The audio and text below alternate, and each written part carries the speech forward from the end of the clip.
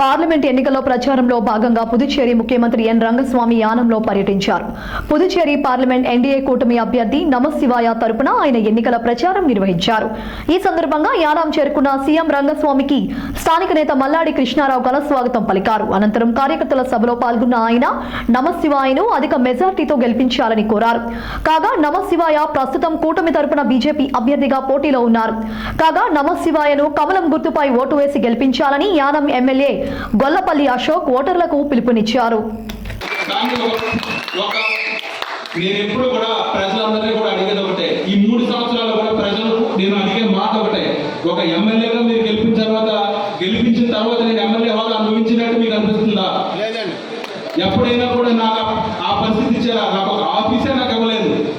అలాంటిది నేను ఎన్ని ఏం పడుతున్నానో కూడా మీకు తెలుసు.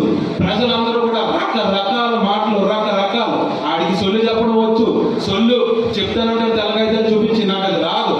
నాకు చెప్పేది ఏంటంటే చెప్పింది జరుగుతుంది అన్నప్పుడు నేను ఎవరికైనా హామీ ఇవ్వగలను, మాట ఇవ్వగలను. నా దగ్గర చాలా మంది వచ్చి నన్ను కొంతమంది డబ్బులు అడిగి ఇంకోటి అడిగితే నేను ఎవరికి ఇప్పుడు కూడా నా బొమ్మను దొరికినోడికి లేదని అన్నాను. కాకపోతే ఏటీఎం నుంచి కూడా రోజుకు 40,000 రూపాయలు వస్తాయి.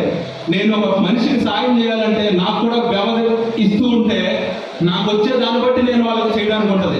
ప్రజలందరూ కూడా ఆలోచించుకుని ఒక నమ్మకం, ఒక నిజమైన నాయకుడిని మీరు నమ్మి గెలిపించుకున్నందుకు అతనితో ఉండి మనకు ఒక ఉపయోగం ఉన్నప్పుడు, మనకు మంచి చేస్తాడనే నమ్మకం ఉన్నప్పుడు మీరు అతని వెనకాల ఉండాల్సిన బాధ్యత మీకు ఎంతైనా ఉంది. కాబట్టి మీరు నమశివాయ గారికి పూర్తిగా మనం ఈ మీటింగ్ ద్వారానే కాదు, మొన్న కూడా మనం కార్యకర్తల పార్టీకి సంబంధం లేని మీటింగ్లో పెట్టుకున్నప్పుడు కూడా చెప్పుకున్నాం. పూర్తిగా మనం ఆయన గెలిపించుకుంటే ఆయనకి నాకు కూడా ఏ రోజు ఏ ఇబ్బంది వచ్చినా కూడా ఆయన నన్ను దగ్గరగా కూర్చోబెట్టుకుని నువ్వు ఇప్పుడు కూడా కారులో వస్తున్నప్పుడు కూడా నిన్ను బాగా చూసుకోమన్నారనే మాటే చెప్పారు ఆయన. నన్ను బాగా చూసుకుంటే మిమ్మల్ని బాగా చూసుకున్నట్టే కదా. నన్ను ఏ రకంగా బాగా చూసుకున్నట్టు. నేను ఏం పదవులు ఆశించలేదు.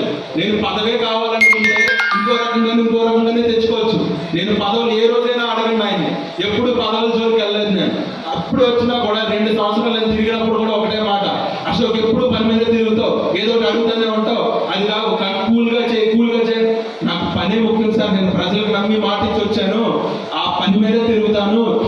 ఆయన కూడా నిజంగా ఆ రోజు ఆ పరిస్థితుల్లో మనం ఉన్నప్పుడు అంత దూరం నుంచి ఆయన వచ్చి అంత అర్ధరాత్రైనా కూడా వచ్చి మళ్ళీ ఆయన ఒక హోమ్ మినిస్టర్ స్థాయిలో ఉండి మనకు నిలబడ్డారంటే చాలా మంది జ్ఞాన ప్రజలందరికీ కూడా మనం గుర్తుపెట్టుకోవాలి. నమ్మిన మనం ఎప్పుడు కూడా నిలబెట్టాలి. అంతేరాలే తీరిన తర్వాత ఇక్కడ రకరకాల కౌరులు చెప్పే వాళ్ళందరికీ ఏ రకంగా బుద్ధి చెప్పాలో నాకు